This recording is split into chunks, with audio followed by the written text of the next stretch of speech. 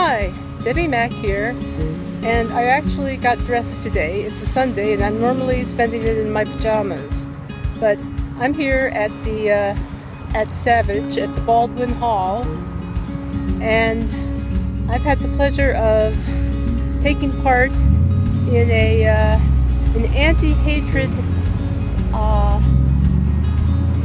get-together, I guess you would call it, a kind of small protest, if you will, against intolerance in this country.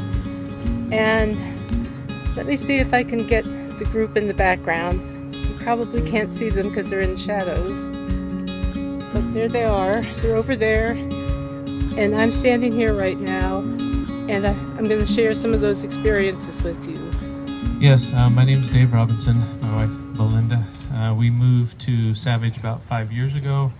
We have 4 kids, 3 of which still live on the compound, I'll say. I've been the pastor of Countryside Fellowship Church for 19 years now, 19 and a half years. So I've been a part of this community all that time. It took us a long time to be able to move down here, but we're very grateful that we've been able to. I did have a couple of thoughts, kind of follows along with what Brian was saying, and I do promise I got to preach earlier this morning, so this will not be a full-blown sermon. But along the lines, so Jesus was once asked, what's the greatest commandment? So the question referred to the Old Testament Mosaic law that God had given the Israelites in order to have their society function in a certain way, what they were to do and what not to do and that sort of thing. And so someone came to him and he asked, what's the greatest law? I thought about that just sitting here. It's like if I were to ask you what's the greatest law on the books in the United States of America, how in the world would you answer that? I mean, maybe don't murder, maybe freedom of speech, maybe, I don't know, it might be worth pondering. Jesus didn't have to ponder it at all. He actually flipped the question around and asked the young man who would ask him, and he said, love the Lord your God with all your heart, with all your soul, with all your mind, and with all your strength. But Jesus then went on and said, and the second is like it, love your neighbor as yourself. And he said, all the law and the prophets, everything that is codified in the law hangs on these 2 things, love God and love one another. And then the young man said, okay, well, who's my neighbor? And then Jesus told us the story of the Good Samaritan, and perhaps you've heard that. And the hero of that story is this Samaritan man.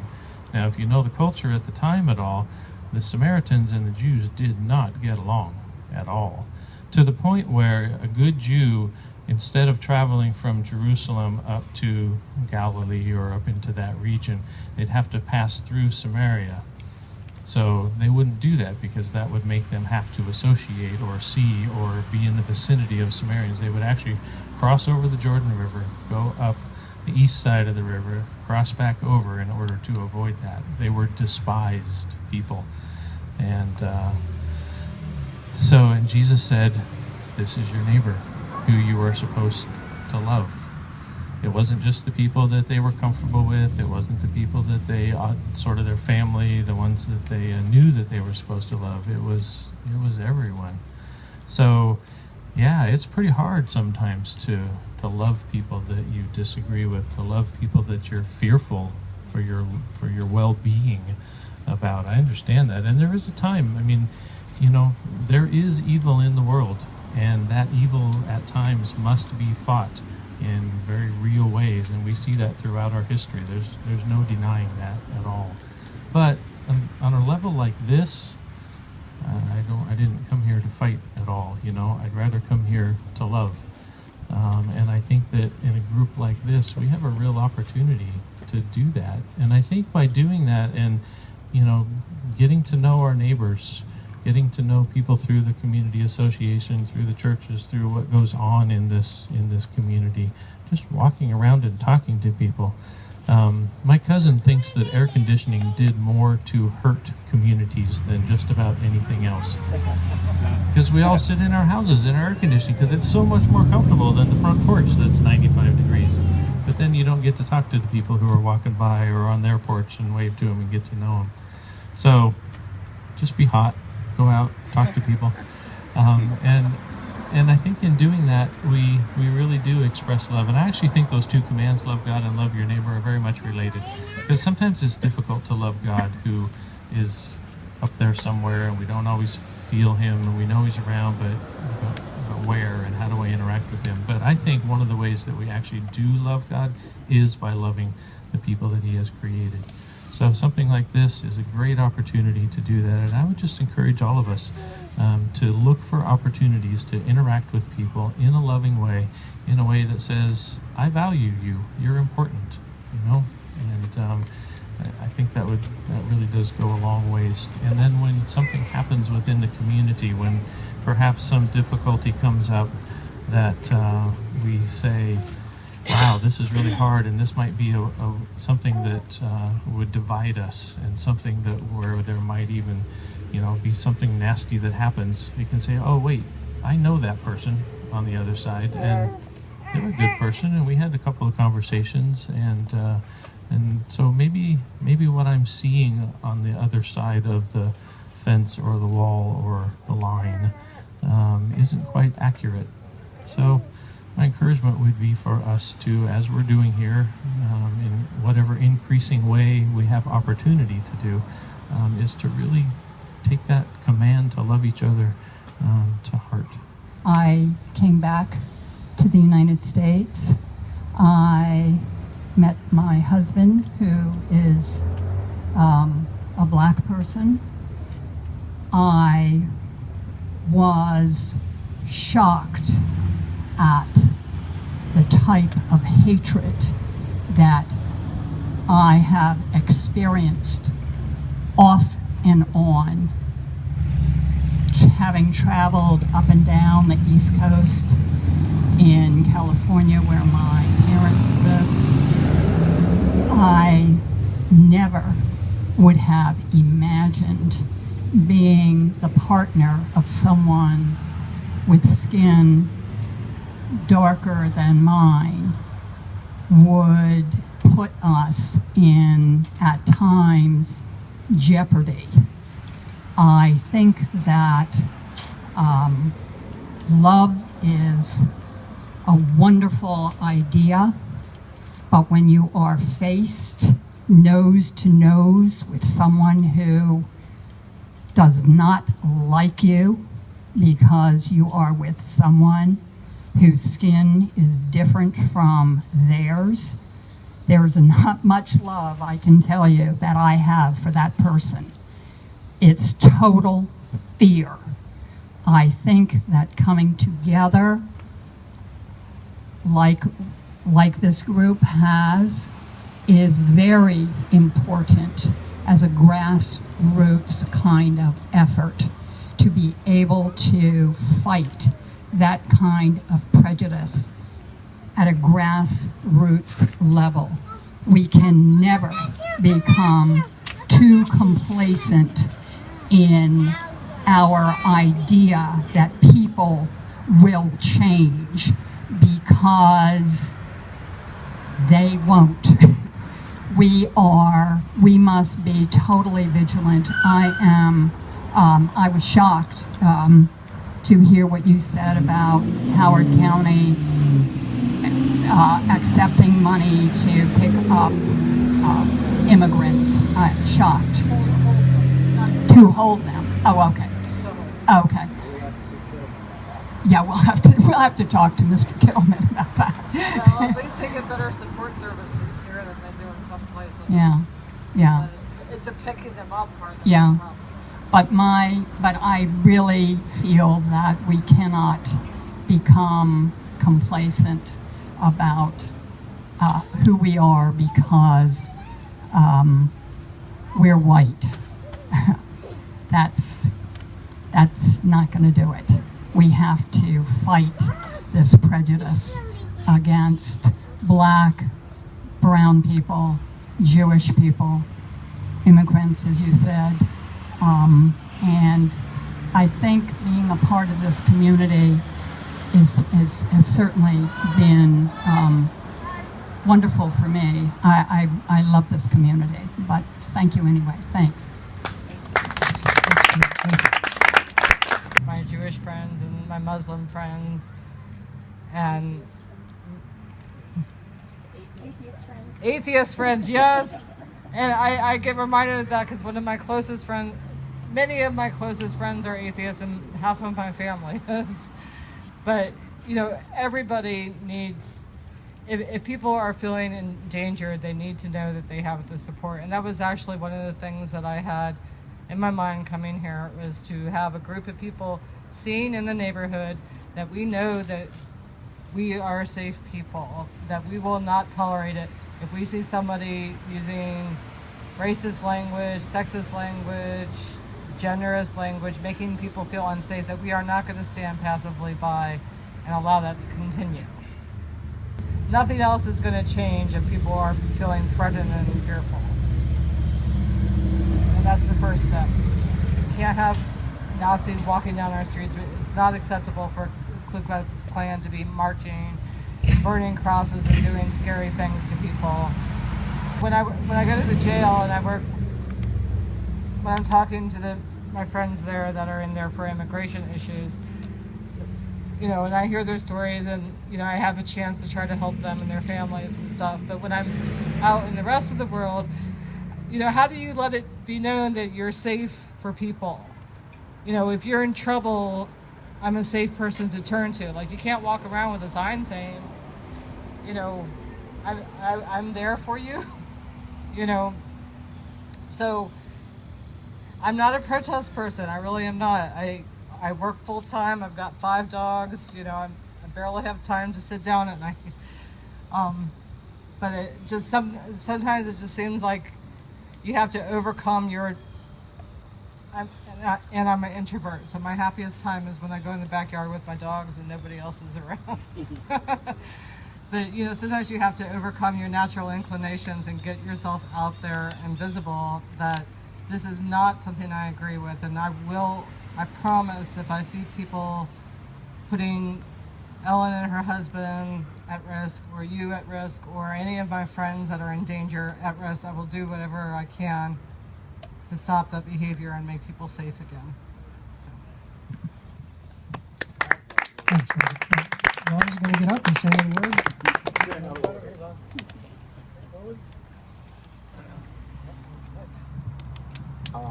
As I said earlier, I'm from the Charleston, South Carolina area. Have many of you been to Charleston? One time. Yep.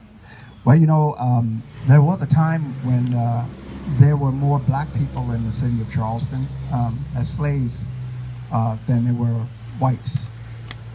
And you've heard of the Citadel, right?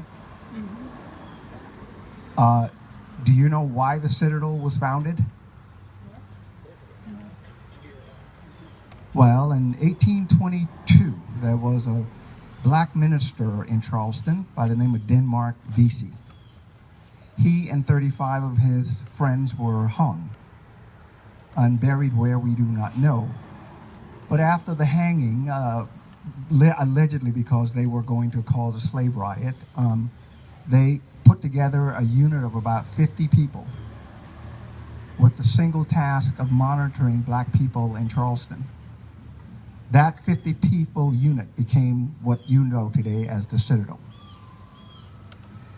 And I mention this because a few years ago, there was a movement about a statue.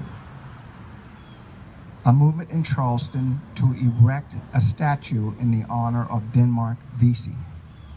Charleston has a beautiful common in the center of town, on where there stands a statue of John C. Calhoun, one of the biggest racists we've ever had in this country.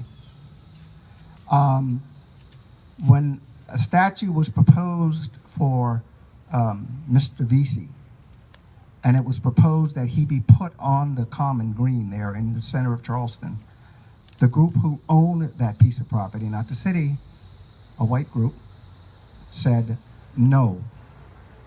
A statue to a man who was a criminal should not be erected on our piece of property. So you know where they wound up putting the statue of Denmark Vesey? Next to the Citadel. So if you go to Charleston, you'll find Denmark Vesey sitting directly under the eyes of the Citadel, where it all seems to have started. So people do have feelings about statues, and the racists also have their image of what statues are unacceptable to them. And this was something that just happened 3-4 years ago.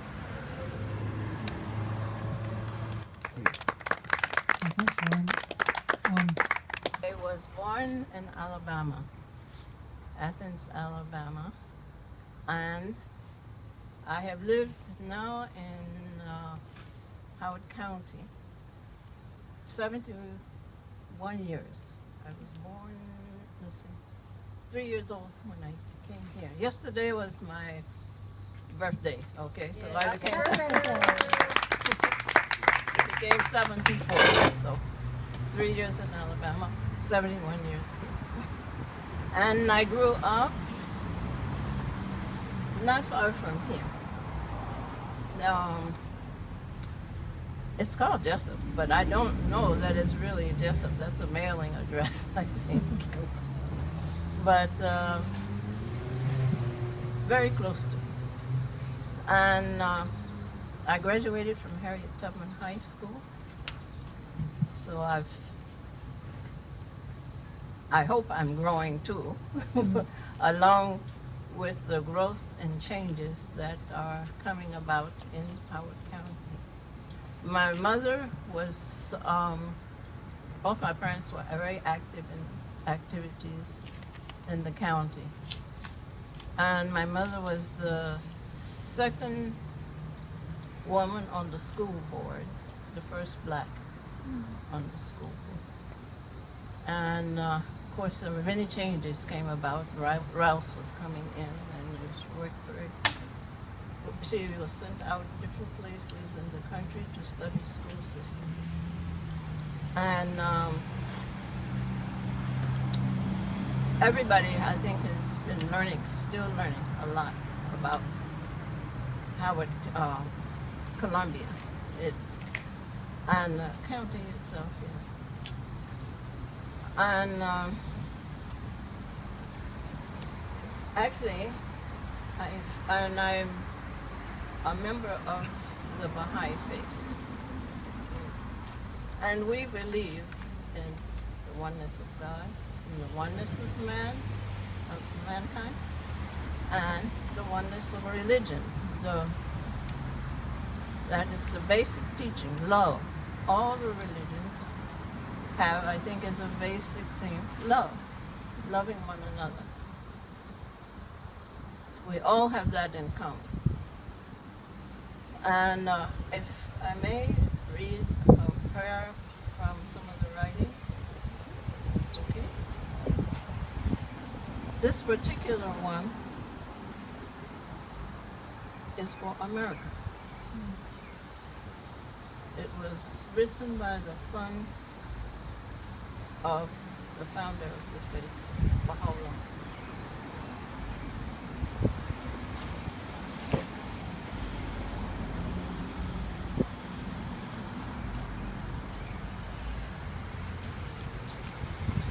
Is it okay? Of course.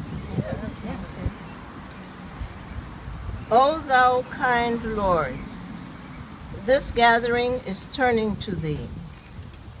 These hearts are radiant with thy love. These minds and spirits are exhilarated by the message of thy glad tidings. O God, let this American democracy become glorious in spiritual degrees, even as it has aspired to material degrees, and render this just government victorious. Confirm this revered nation to upraise the standard of the oneness of humanity, to promulgate the most great peace, to become thereby most glorious and praiseworthy among all the nations of the world. O God, This American nation is worthy of thy favors and is deserving of thy mercy. Make it precious and near to thee through thy bounty and bestowal. Amen. Thank you. And I hope, thank you for letting everyone know about this. Well, thank you for coming. Thank you. But anyway, I've got a number of people here we could create a statue to, but I don't think we're burying history by not having these people celebrated. We tend to celebrate war and the war heroes. They need to be celebrated.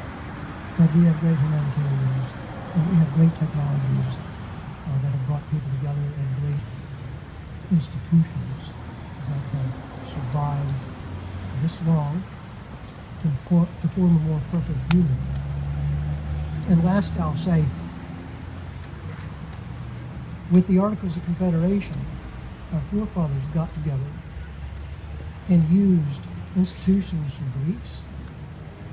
They used institutions, even Native institutions. The whole concept of a president came from Native Americans. It came from the institution of the chief and the council. And they had a word that translated best into the term president, which was created from that concept. And so we get our heritage from taking the best and the lessons learned throughout the history of the world to form a more perfect human.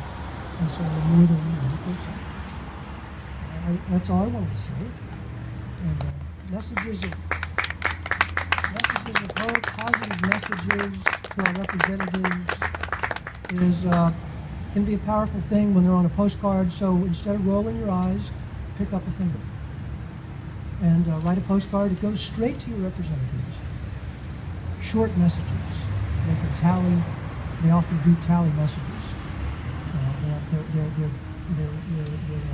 Their staff often take these messages and tally them based on subjects. And so postcards really help that, and it goes directly to them. It's not. We are all one people, and there are threads that go through all major religions that honor oneness and love. So thank you. The classic song for this kind of gathering in our history is "We Shall Overcome," so I hope everybody knows that. We'll sing a verse, "We shall overcome," and then a verse, "We shall live in peace." Unless one of the African American gentlemen in the group would rather lead this. I don't quite feel like it's my song. All right. We shall overcome. We shall overcome. We shall overcome one day. Oh, deep in my heart, I do believe that we shall overcome someday. We shall live in peace. We shall live in peace. We shall live in peace. We shall live in peace someday.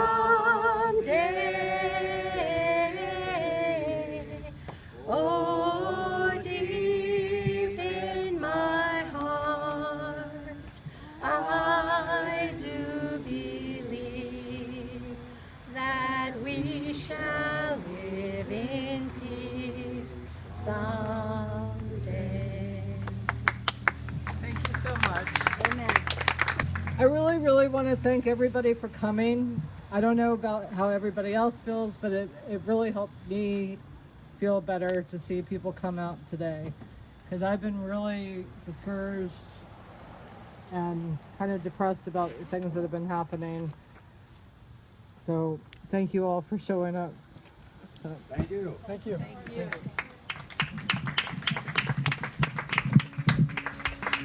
And I'm very proud to be a part of this community now.